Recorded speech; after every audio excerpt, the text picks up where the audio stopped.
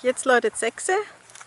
Wir sind fertig mit Schaffen im Wengert und gehen dann zum Abschluss immer gern nochmal hier vor an die Hangkante und schauen runter, ob es denn vielleicht ein Schiff hat in der Schleuse. Mal ja, mal nein.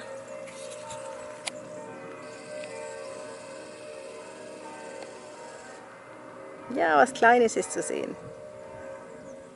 Und wie schön, in Hessigheim läutet's.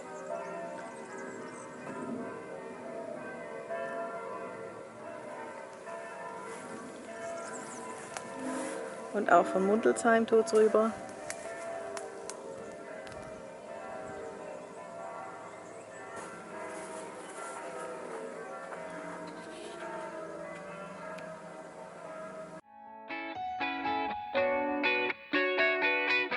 Hey Leute, hat's euch gefallen?